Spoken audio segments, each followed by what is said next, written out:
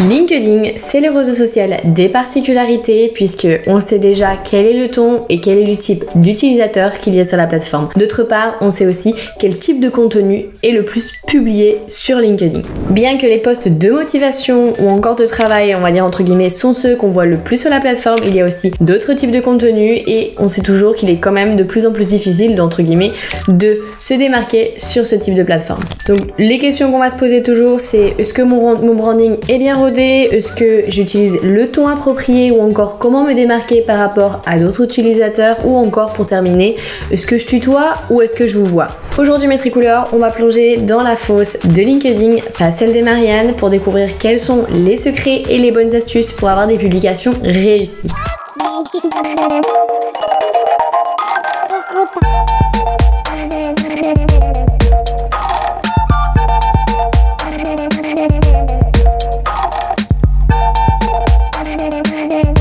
Hello mes tricouleurs, je suis Oriane et comme d'habitude, vous me connaissez déjà, je suis ici pour blablater sur les réseaux sociaux, pour débattre et tout simplement pour apprendre sur ce que sont les réseaux sociaux et le marketing. Vous l'avez compris mes tricouleurs, aujourd'hui on va parler de LinkedIn. Et quelle est la question à 1 million d'euros? C'est quel est le bon ton à employer sur la plateforme?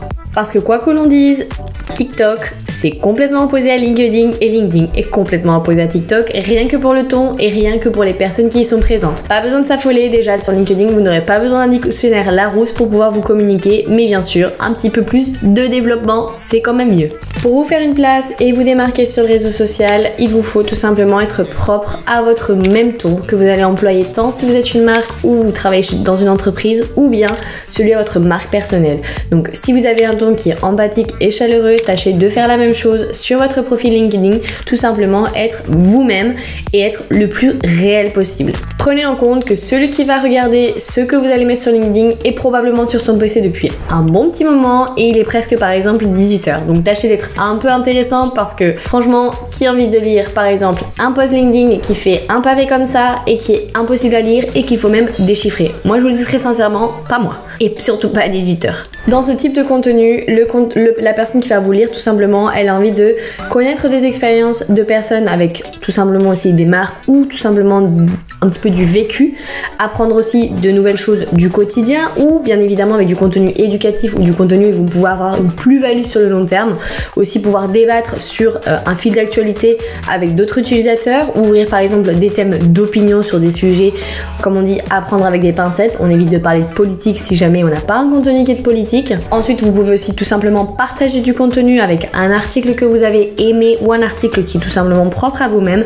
et en faire entre guillemets un partage avec vos utilisateurs et avec votre audience, pardon. Donc vous avez quand même un panel de possibilités assez ample. Par ailleurs, si vous pensez interaction, sachez que LinkedIn va vous donner encore plus d'importance si vous avez plus d'interaction avec vos autres utilisateurs.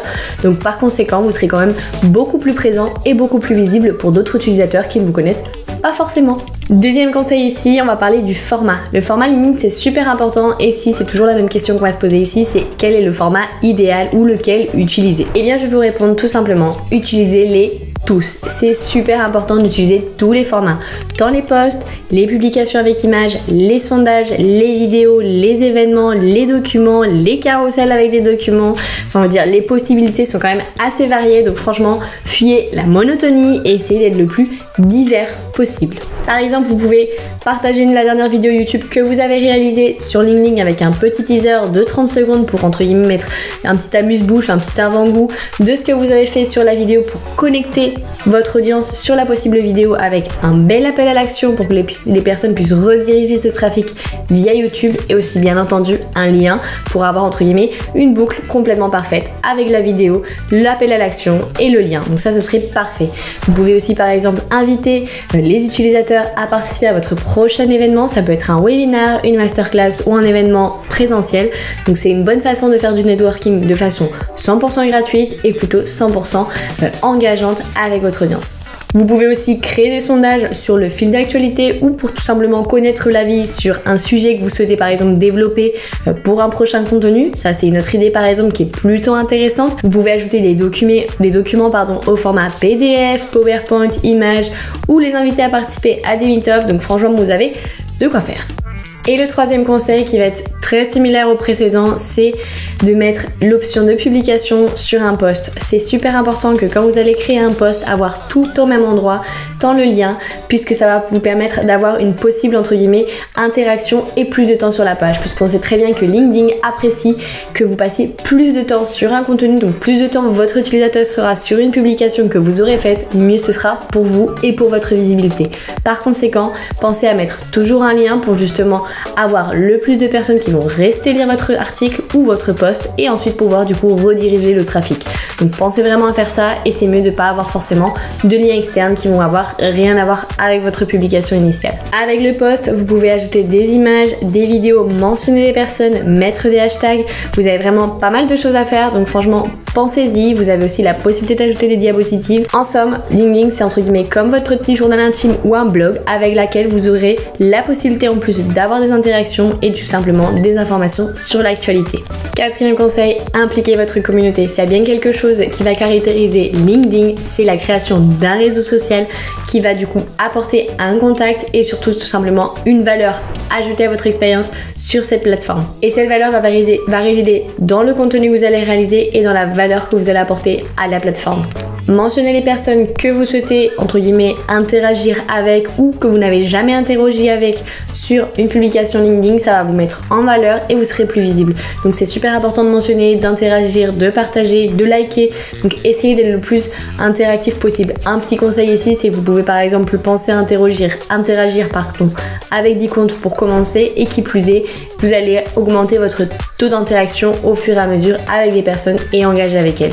Avec ces mêmes personnes, vous pourrez créer des débats, vous pourrez inciter votre communauté à participer, poser toujours des questions, ensuite une réponse pour avoir plus d'interaction, voire aussi tout simplement des critiques constructives. Pensez toujours quand même à avoir un bon ton et d'être positif sur le réseau social, puisque c'est pas forcément un réseau social qui va prôner les mauvaises influences ou la négativité, puisque pensez aussi que c'est super important d'avoir un discours qui soit le plus correct et le plus neutre possible. Et cinquième conseil ici qui est très corrélé avec le précédent, c'est engager sur d'autres profils. C'est-à-dire que si vous allez aller sur le profil d'utilisateurs que vous aimez ou que potentiellement vous avez envie de faire des collaborations avec ou de faire de la co-création de contenu, pensez à engager sur leur profil puisque ça va leur mettre la puce à l'oreille.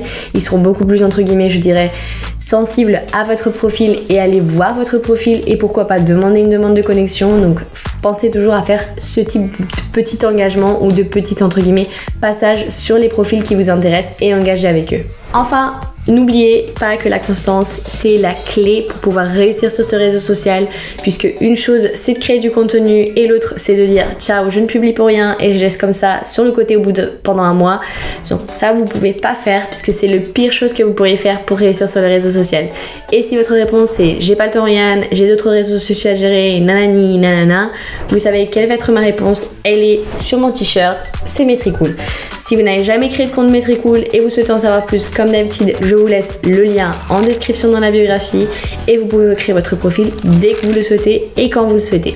Par ailleurs, je tiens aussi à vous préciser que pour les plus heureux qui ont déjà eu l'occasion de créer par exemple des carousels d'images pour d'autres réseaux sociaux, CF Instagram, et sachez que maintenant depuis Metricool, vous pouvez créer justement ces carousels d'images et les convertir en PDF pour LinkedIn et ce de façon quasiment automatique puisqu'il vous suffit d'un seul clic.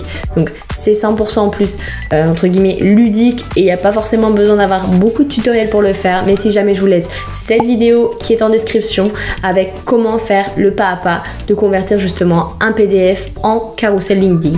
C'en est tout pour moi aujourd'hui Metricoolers, donc j'espère que cette vidéo aura su vous aider et déjà entre guillemets vous donner un petit coup de pouce pour vous lancer dans LinkedIn. On est quand même en plein été, donc c'est vrai que si vous avez envie d'améliorer ou d'optimiser votre stratégie pour la rentrée, rien de mieux que le faire avec les bons outils et les bonnes astuces. Comme d'habitude, n'oubliez pas de laisser un petit commentaire si vous avez des questions ou tout simplement des feedbacks à nous partager. Moi, je lis toujours vos commentaires et j'apprécie vraiment vos commentaires, ça nous aide énormément. Bien entendu, n'oubliez pas de laisser votre petit pouce levé et je vous dis à très bientôt pour une prochaine vidéo. À bientôt Metricoolers.